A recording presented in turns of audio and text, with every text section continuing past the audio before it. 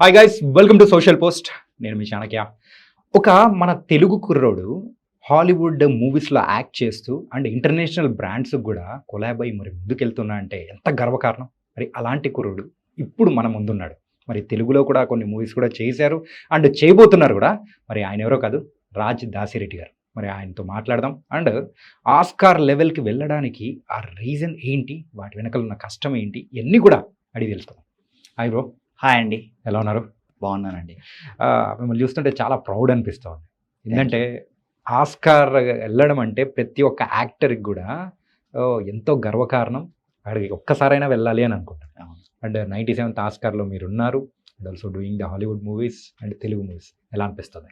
Hi అండి. నా పేరు రాజ్ దాసిరెడ్డి. నేను యూఎస్లో చదువుకున్నానండి. ఫస్ట్ నా ఇంజనీరింగ్ అంతా అయిపోయిన తర్వాత నేను న్యూయార్క్లో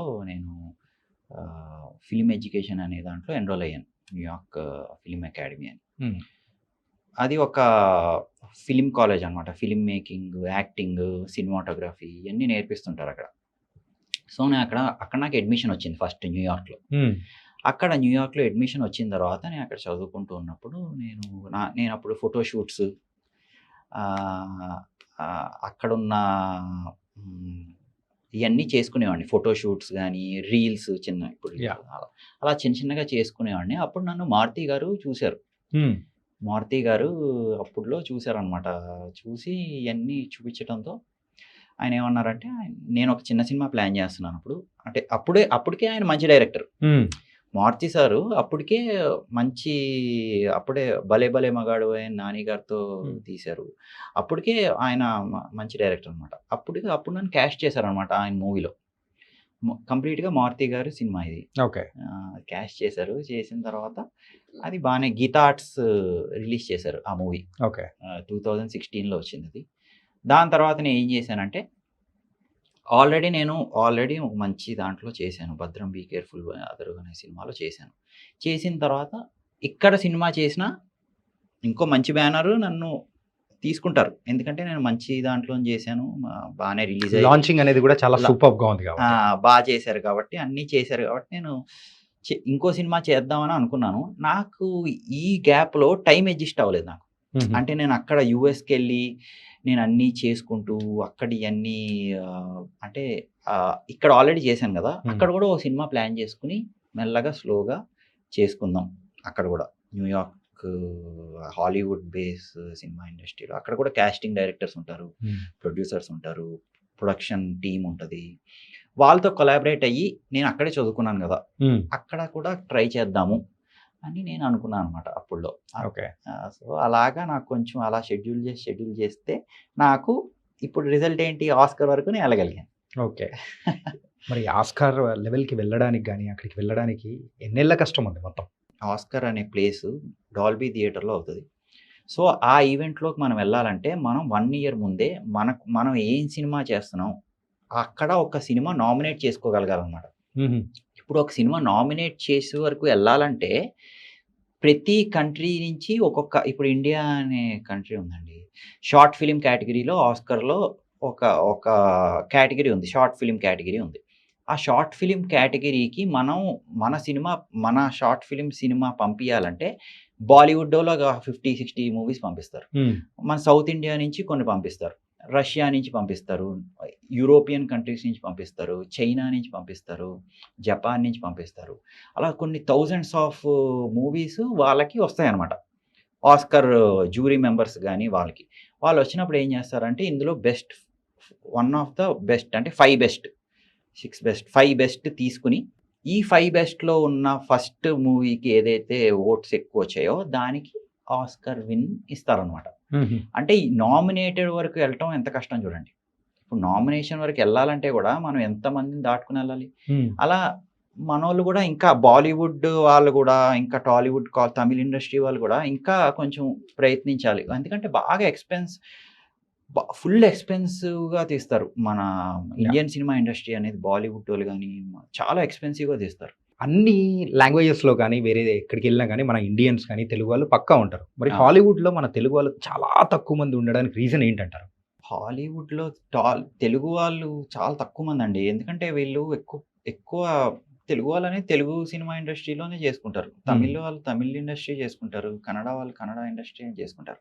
మీరు అక్కడ ఆపర్చునిటీ రావాలి అంటే అక్కడ అక్కడ చదువుకొని ఉండాలి. లేకపోతే అక్కడ మీకు కాస్టింగ్ డైరెక్టర్స్‌తో ఎప్పటినుంచో తెలిసుండాలి. అలా వాళ్ళతో చేసుకుంటుంటే అప్పుడు వస్తదనుకుంటున్నాను ఇది. ఓకే. మనోళ్ళు ఇంకా ట్రై చేయాలని అర్థం. ఇప్పుడు 'ప్రభాస్' గారున్నారు. 'మహేష్ బాబు' గారున్నారు. పెద్ద స్టార్స్ అక్కడ కూడా ట్రై చేయాలి. అక్కడ కూడా ఒక 10 డేస్, 5 డేస్ కొన్ని డేట్స్ వాళ్ళకిచ్చి అక్కడ చేసుకుంటూ ఇక్కడ చేసుకోవచ్చని నా పర్సనల్ ఒపీనియన్. అంటే ఇన్ని సంవత్సరాల కష్టము. మరైతే ఇప్పుడు ప్రెజెంట్ ఏం చేస్తున్నారు? ఏ మూవీస్ ఏమైనా చేస్తున్నారా? నేను తెలుగు మూవీ ఒకటి ఆల్రెడీ షూటింగ్ స్టేజ్‌లో ఉంది. హ్మ్. నేను ఇంకో మూవీ అయితే ఆల్రెడీ సైన్ చేశాను. అది ఈ ఇయర్ అయితే ఒకటి రిలీజ్ అవుద్ది.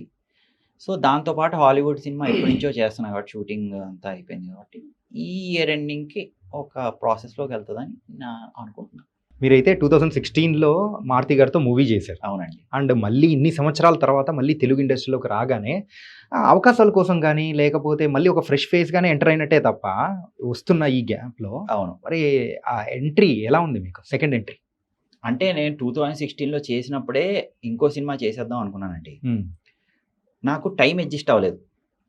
ఇప్పుడు టైం అడ్జస్ట్ అవ్వలేదు. కానీ ఇప్పుడు నేను సినిమా చేస్తున్నప్పుడు వాళ్ళే ఉన్నారు. పాత మారుతి గారు వాళ్ళు అందరూ నాకు తెలిసినోళ్ళే. ఎందుకంటే నేను ఆల్రెడీ సినిమా వర్క్ చేశాను గదా! వాళ్ళు అలాగే ఉన్నారు ఫేసెస్. అంటే ఫ్రెష్‌గా వచ్చినట్టు నాకేం అనిపియలేదు. హ్మ్. షూటింగ్ ఆల్రెడీ చేశాను గదా నేను. ఫ్రెష్‌గా వచ్చినట్టు నాకేం అనిపియలేదు. నాకు ఓల్డ్ అందరూ వాళ్ళే ఉన్నారు కాబట్టి. బట్ కాకపోతే కాలం మారింది. అవును. దాంతో పాటు కాపోతే హిట్స్ అండ్ ట్రెండ్, పేరు, ప్రఖ్యాతలు అన్నీ కూడా పెరిగాయి గదా! అవును. ఇప్పుడు నేనేమంటున్నానంటే, నేను ఒక 100% కష్టపడ్డాననుకుందాం. హ్మ్. నేను నే నా నా నా దాంట్లో ఉన్నప్పుడు. ఇప్పుడు వస్తున్న జనరేషన్ ఇప్పుడు నాకన్నా కొంచెం యంగ్‌స్టర్స్ ఉంటారు గదా! హ్మ్. వాళ్ళు 200% కష్టపడాల్సిన టైం అలా అనిపించింది నాకు. హ్మ్. అంటే నేను పడిన కష్టం కన్నా, ఇంకా డబల్ టైమ్ కష్టపడితే గాని ఇప్పుడు నిలదొక్కుకోవడం అనేది కొంచెం స్లోగా చేయాలి అని నా పర్సనల్ ఒపీనియన్. ఎందుకంటే యూఎస్‌లో కూడా చూడండి. యూఎస్‌లో కాస్ట్ ఆఫ్ లివింగ్ నేనెళ్ళినప్పుడు ఎంతుంది? ఇప్పుడెంతుంది? హ్మ్. ఇప్పుడు ఒక డాలర్ రేట్ అనేది ఎంతుంది? 40 ఎప్పుడు తక్కువుండేది. ఇప్పుడు 90 ప్లస్‌లోకెళ్ళిపోయింది గదా! అంటే ఎంత చూడండి డబల్. హ్మ్. ఇప్పుడు అంటే నా పర్సనల్ ఒపీనియన్ ఇది. ఇంకా ఎక్కువ కష్టపడితే గాని మీరు సఫర్ అంటే డెవలప్ అవుతారని నా పర్సనల్ ఒపీనియన్. సినిమా ఇండస్ట్రీలో కష్టపడితే ఒకటి సరిపోతుందా? సినిమా ఇండస్ట్రీలో ఫస్ట్ కష్టపడాలి. హుహు. ఫస్ట్ బాగా కష్టపడి ఆ డైరెక్టర్ ఏం చెప్తున్నారో అన్నీ మనం అర్థం చేసుకొని, ఆ డైరెక్టర్‌కి మనం 100% ఇయ్యగలిగితే అదే 100% కరెక్ట్ అని నా ఒపీనియన్. ఓకే. అంటే మరి ఆ అవకాశం దక్కించుకోవడం కోసం కూడా మరి ప్రీ వర్క్ అనేది ఉంటది గదా! అంటే ఓన్లీ మీరైతే కష్టం గురించే చెప్తున్నారు గానీ, ఒక సినిమా అవకాశం రావాలి అంటే ఒక లక్ ఉండాలి. దాంతో పాటు అవును. అది మీరు కష్టం చెప్పింది కరెక్ట్. ఉండాలి. లక్ ఉండాలి. ఆ! మరి ఆ లక్ అనేది ఎంతవరకు ఫేవర్ చేస్తుందంటారు?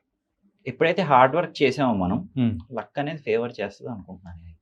మరి మీకు ఆ లక్ అనేది వచ్చిందంటారా? వచ్చింది కాబట్టే కదండీ ఆస్కార్ వరకు ఎళ్ళగలిగాను. అది కూడా ఇండియా నుంచి. ఇప్పుడు ఎంతమంది బాలీవుడ్ ఇండస్ట్రీ ఉంటది. One of the biggest industry. ఇండియాలోనే బిగ్గెస్ట్ ఇండస్ట్రీ. హ్మ్. హిందీ సినిమా ఇండస్ట్రీ అనేది. తమిళ్ ఇండస్ట్రీ ఉంటుంది. వాళ్ళు కూడా చాలా చాలా బా తీస్తారు మూవీస్. కొన్ని మూవీస్ చూస్తే మీరు హ్మ్. చాలా బావుంటాయి. తెలుగు వాళ్ళు కూడా అసలు 'రాజమౌళి' గారు కొన్ని సినిమాలు అసలు కొన్ని సీన్స్ అసలు one of the best movies yah! తీస్తుంటారు. సో, అలా మెల్లగా నాకైతే మీరు చెప్పిందైతే నాకైతే ఉందని అనుకుంటున్నాను నేనైతే. 97థ్ ఆస్కార్‌కి మీరెళ్లారు. అవునండి. కాకపోతే ఈ ఇయర్ 98థ్ ఆస్కార్ జరిగింది. కాకపోతే అందులో మన ఇండియా నుంచి మూవీస్ కనీసం నామినేషన్ వరకు గూడా వెళ్ళలేకపోవడానికి గల రీజన్స్ అంటే ఏం జెప్తారు? నామినేషన్ వరకు అయితే ఒక 1, 2 షార్ట్ ఫిల్మ్ కేటగిరీలో ఎళ్ళినియి అనుకుంటున్నాను నేను నామినేషన్ వరకు. అంటే నామినేషన్‌కెళ్ళాలంటే చెప్పాను కదా! కొన్ని థౌసండ్స్ ఆఫ్ మూవీస్ దాటుకొని నామినేషన్ వరకెళ్ళాలి. హ్మ్. ఒక 2 షార్ట్ ఫిల్మ్ కేటగిరీలోనో, యానిమేటెడ్ మూవీస్‌లోనో ఒక ఒక ఎళ్ళిందనుకుంటున్నాను. కానీ ఇండియన్ ఆరిజిన్ ఉన్న ఒక వాళ్ళు విన్ అయ్యారని అన్నారు. కాపోతే ఇంకా ఇప్పుడు ప్రియాంక చోప్రా గారున్నారు. హ్మ్. ప్రియాంక చోప్రా గారు అసలు మన ఇండియా నుంచి మన ఇండియన్ ఫిల్మ్ మేకర్స్‌కి చాలా అక్కడ ఏమన్నా నామినేషన్ వరకెళ్ళినా అదంతా చాలా హెల్ప్ చేస్తారని విన్నాను నేనైతే. హుహు. అక్కడ వాళ్ళ టీము హ్మ్. ప్రియాంక చోప్రా గారి టీము, జాన్స్ గారి వాళ్ళ టీము చాలా హెల్ప్ చేస్తారని విన్నాను నేను. దాంతోపాటు 98th ఏదైతే ఉందో 98th ఆస్కర్ సెరమనీ ఏదైతే ఉందో అకాడమీ అవార్డ్స్ సెరమనీ, ఆ సెరమనీకి ఫ్యాషన్ డిజైనర్స్ ఈసారి బాగా వచ్చారని అనుకుంటున్నాను. 98 కొంచెం ఏమన్నా కొంచెం ముందర ఫ్యాషన్ డిజైనర్స్ కొంచెం ఫ్యాషన్ డిజైన్ చేస్తారు కదా, క్లాతింగ్ డిజైన్. వాళ్ళు కొంచెం ముందరకొచ్చి ఇంటర్నేషనల్ డిజైన్ ఇచ్చారని నేను చూసిన దాంట్లో నాకైతే అర్థమైంది. కానీ ఫ్యూచర్‌లో ఇప్పుడు ప్రియాంక చోప్రా గారు ఒక మార్గం వేశారు అక్కడికి. ఇలా చేయొచ్చు, ఇలాగా ఈ స్టేజ్‌లో ఇండియన్స్ కూడా మనం చేయొచ్చు అని చెప్పి. ఇదిగోండి సౌత్ ఇండియా నుంచి వన్ ఆఫ్ ద యాక్టర్ కింద నేను వెళ్ళాను 97th. అలా కొంతమంది ఇప్పుడు ముందర 95th triple R Oscar win అయింది, నాటు నాటు అనే సబ్జెక్ట్ మీద. ఇలాగా మెల్లగా మన వాళ్ళు వస్తున్నారు. ముందర బ్యాక్ టైంలో అసలు ఈ కూడా ఉండేవి కాదనమాట. ఇప్పుడు ఫ్యాషన్ డిజైనర్స్ కొంతమంది వస్తున్నారు చూడండి, నామినేషన్ వరకు కొన్ని మూవీస్ వెళ్తున్నాయి. కొంతమంది ఇదిగోండి నాకు ఇన్విటేషన్ లాగా వచ్చింది. ఇప్పుడు ప్రియాంక చోప్రా గారు ఇలాగా స్టేజ్ మీద ఇవన్నీ ముందర ఉండేవి కాదనమాట. ఇప్పుడు ఇంకా కొంచెం ఫార్వర్డ్ వెళ్ళింది మన ఇండియన్ సినిమా ఇండస్ట్రీ అనేది. రాజమౌళి గారు కానీ, ప్రియాంక చోప్రా గారు కానీ, కొంతమంది మెయిన్ పెద్దవాళ్ళు ఉంటారు కదా, పెద్దవాళ్ళు కొంచెం ముందరకు తీసుకెళ్లారని అనుకుంటున్నాను. ఈ ఆస్కార్ అవార్డ్స్ అనే కాదు, వేరే ఏ అవార్డ్స్ అయినా కానీ ఎంత ఫెయిర్గా ఉంటాయి బ్రో సెలక్షన్ ప్రాసెస్ అంటే నాకు తెలిసి అయితే ఫెయిర్గానే అక్కడ ఇప్పుడు మీరు 97th ఆస్కర్ విన్ అయిన ఈ చూడండి, కంపేర్ చేయండి. అంటే ఏమేమి ఇప్పుడు రాలేదు అని మీకు ఫెయిర్గానే అనిపిస్తుంది అది. అందుకే అది ఆస్కర్ అయింది. అది అందుకనే అకాడమీ అవార్డ్స్ ఇలాంటివి ఏమి ఉండవు అనమాట. అక్కడ జెన్యూన్గా ఉంటాయి. పక్షపాతం కానీ అరే వాళ్ళకి ఇవ్వాలి వీళ్ళకి ఇవ్వాలి అట్లే ఉండదు అక్కడ. బట్ ఎవరైతే బాగా అందరి ముందు నామినేట్ చేసి అలాగైతే వస్తారో వాళ్ళకైనా ఇస్తారు అనుకుంటున్నాను. అయితే పాతే చూశాను, నాకైతే అలాగే అనిపించింది. ఓకే, మరి అక్కడ ఉన్న ఆస్కర్ అవార్డ్స్ ఇచ్చే ఆ ప్లేస్ కానీ, ఆ డాల్బీ థియేటర్ కానీ, సో ఆ ఎన్విరాన్మెంట్ కానీ ఎలా ఉంటుంది ఏంటి? ఎందుకంటే మీరు ఎక్స్పీరియన్స్ చేశారు కాబట్టి అలాంటివి విన్నప్పుడు మాకు కూడా ఏమనిపిస్తుంది అంటే అరే మనం కూడా ఒక్కసారి వెళ్ళాలి, భలే ఉంటుందంటూ నేను చెప్తుంటారు కదా, రాజుగారు చెప్పారు అన్నట్టు. సో ఎలా ఉంటుందో కాస్త చెప్తారా?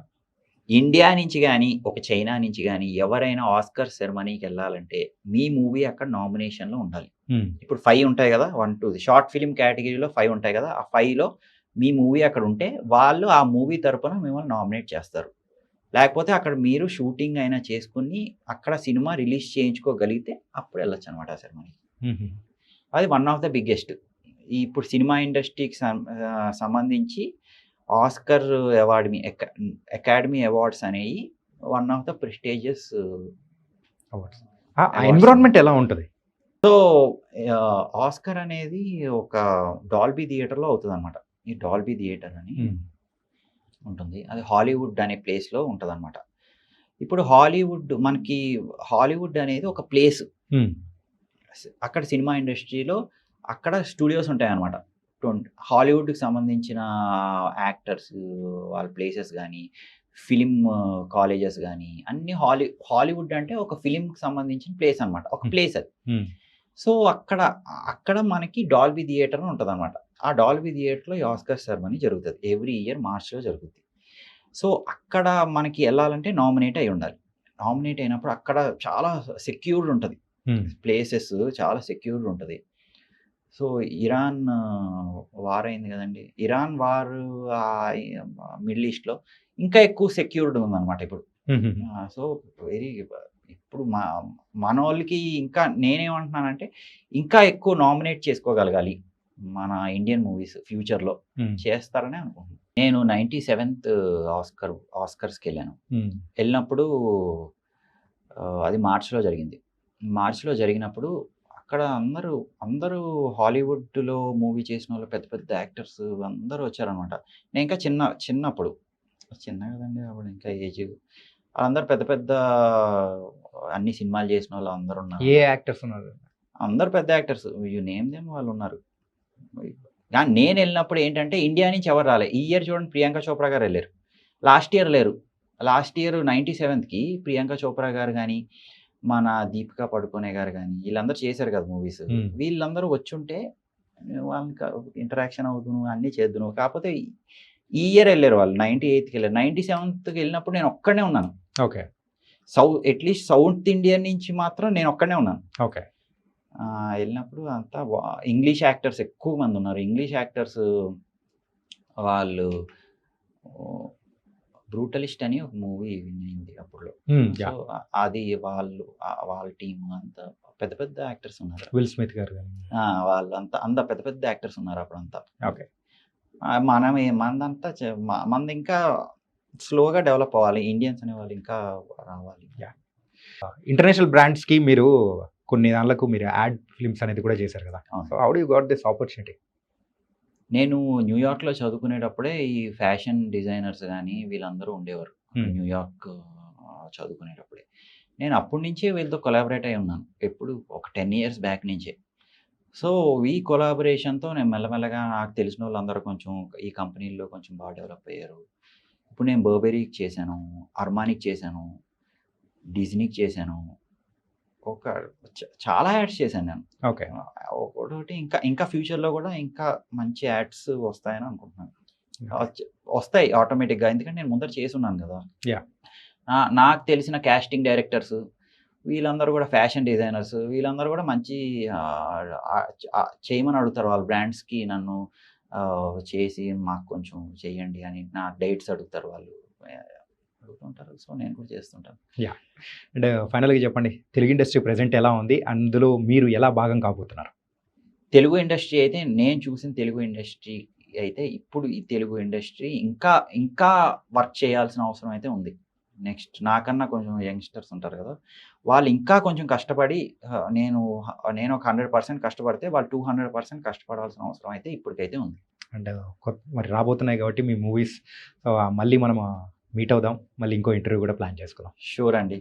నన్ను ఇక్కడ పిలిచిన సోషల్ పోస్ట్‌కి అండ్ టీమ్‌కి థాంక్ యూ సో మచ్.